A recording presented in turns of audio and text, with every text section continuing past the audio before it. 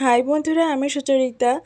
আজ আমি তোমাদের জন্য নিয়ে চলে এসেছি এগ কাবাবের রেসিপি। উপকরণে প্রথমেই 2টো গোটা ডিম সেদ্ধ, 4 টুকরো আলু সেদ্ধ নিয়ে নিয়েছি।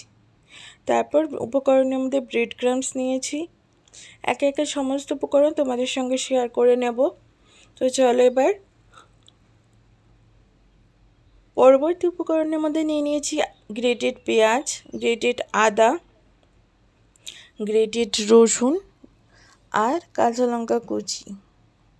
তারপর ড্রাই স্পাইসেসের মধ্যে আমি নিয়ে নিয়েছি হলুদ গুঁড়ো, মিট মশলা, শাহি গরম মশলা, ধনে গুঁড়ো আর নিয়েছি শুকনো লঙ্কা গুঁড়ো। এই হলো ড্রাই স্পাইসেসের মধ্যে কিছু উপকরণ। লবণ দানি নিয়েছি কর্নফ্লাওয়ার। তারপর আমি হোয়াইট অয়েলে সম্পূর্ণ রান্নাটাকে কমপ্লিট করব। হোয়াইট অয়েল নিয়ে নিয়েছি, এটা কিন্তু তোমরা ইউজ করো। তারপর নিয়েছি সর্ষের তেল, লেবু আর শসা। অবশেষে উপকরণের মধ্যে আমি নিয়ে নিয়েছি টমেটো সসের একটা স্যাশে। তো এই কিছু সামান্য উপকরণ দিয়ে কিন্তু সম্পূর্ণ রান্নাটাকে কমপ্লিট করে ফেলবো তোমাদের সামনে। খুব সহজ পদ্ধতিতে কিভাবে ঘরে বসে রেস্টুরেন্ট স্টাইল এগ কাবাব তৈরি করবে, তার জন্য আমার সম্পূর্ণ রেসিপিটাকে তোমরা ফলো করে ফেলো। তোমরাও আমার মতো খুব কম সময়ে সহজে ঘরে বসে কিন্তু কাবাবের স্বাদ নিতে পারবে। তো ফিশ কাবাব, চিকেন কাবাব তো আমরা সকলেই খেয়েছি। তো এবার এগ কাবাব খেয়ে নেওয়ার পালা। আমার রেসিপিটাকে অনায়াসে তোমরা ফলো করে ফেলো। তো সমস্ত উপকরণের ঝলক আরও একবার তোমাদের সামনে তুলে ধরি। দেখতেই পাচ্ছ কিছু সামান্য উপকরণের ব্যবহার করেছি, কিন্তু আমি খুব একটা বেশি কিছু ইউজ করছি না। তো চলো এবার রান্নায় যাওয়া যাক। এদিকে আমি গ্রেটার নিয়ে নিয়েছি, গ্রেটারের মধ্যে সেদ্ধ ডিমটাকে গ্রেট করে নিয়েছি। এখানে কিন্তু অবশ্যই কিন্তু গ্রেট করে কিন্তু ইউজ করবে, ডিমটাকে ম্যাশ করবে না, তাতে করে কিন্তু খেতে ভালো লাগবে না। তো এই প্রসেসটাকে কিন্তু অবশ্যই অ্যাপ্লাই করবে তোমরা, কেমন? এদিকে একটা ডিম সেদ্ধ গ্রেট করে নিলাম, তারপর নেক্সট একটা ডিম সেদ্ধ আমি গ্রেট করে নিয়েছি।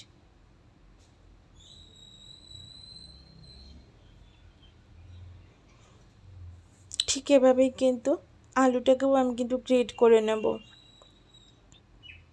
যেই কোয়ান্টিটিতে ডিমটাকে ইউজ করবে সেই অনুযায়ী কিন্তু আলু ব্যবহারটা করবে, তাতে করে কিন্তু কাবাবের বাইন্ডিংটা কিন্তু হার্ড হবে, ভালো লাগবে খেতে।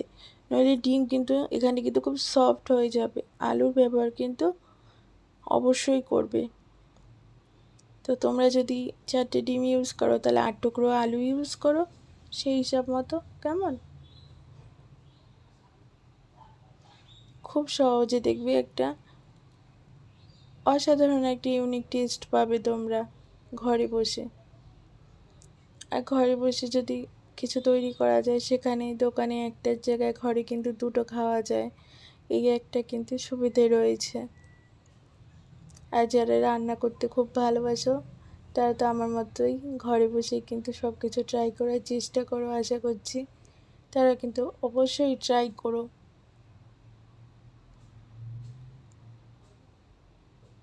তো এইদিকে কিন্তু আমার সমস্ত কাজ হয়েই এসেছে।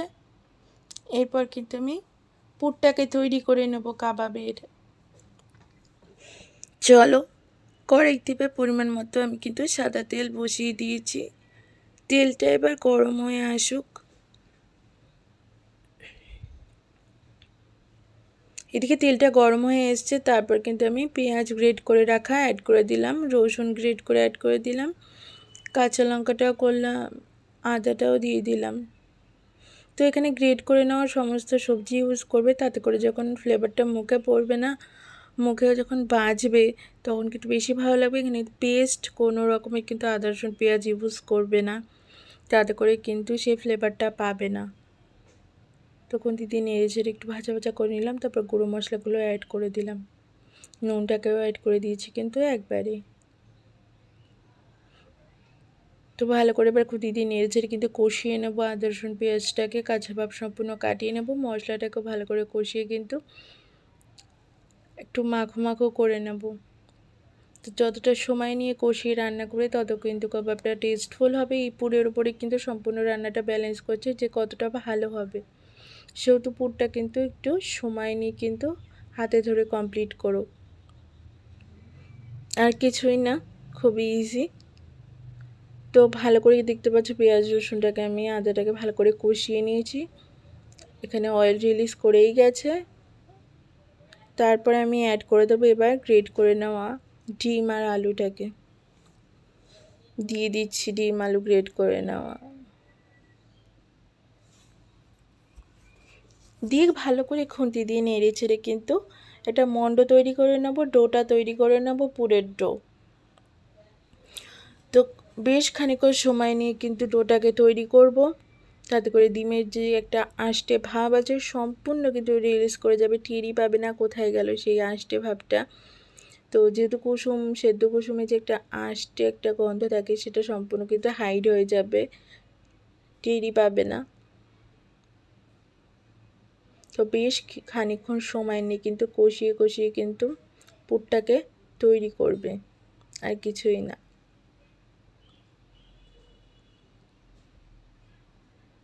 আমি কিন্তু এখানে কিন্তু 15 মিনিট মতো কিন্তু সময় নিয়ে কিন্তু পুরটাকে তৈরি করেছি।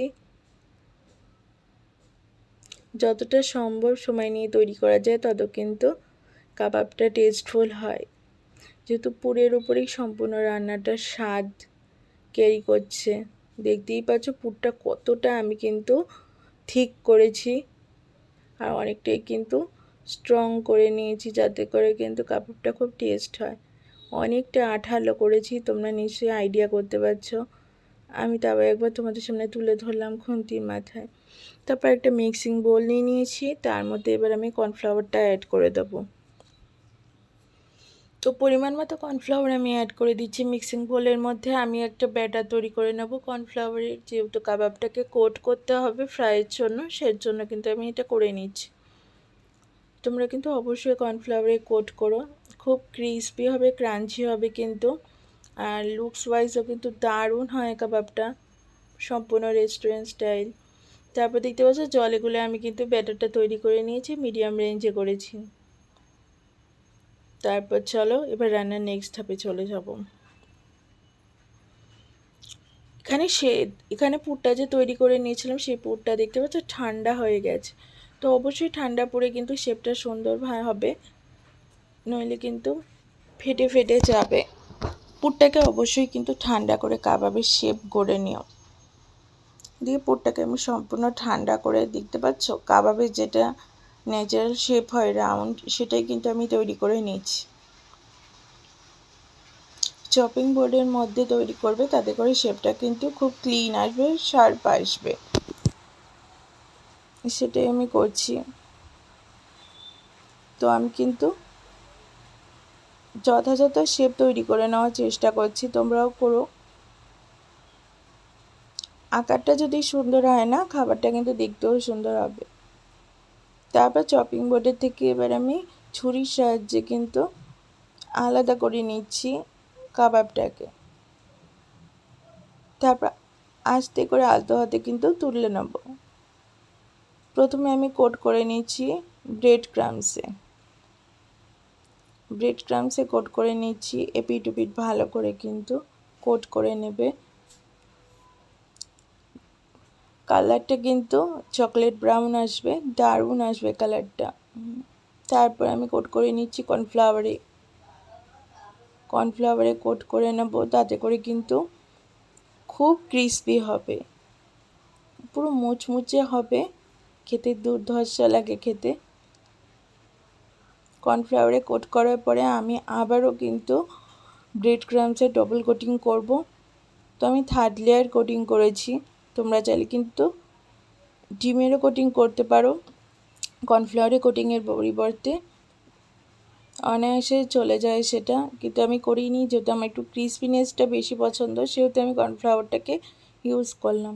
তো একে একে সমস্ত কিন্তু কাবাব আমি শেপ দিয়ে কোটিং করে নিয়ে চলে আসি। চলো দেখতেই পাচ্ছ আমি কিন্তু 4টে মতো কাবাব তৈরি করে নিয়েছি শুধুমাত্র তোমাদের জন্য।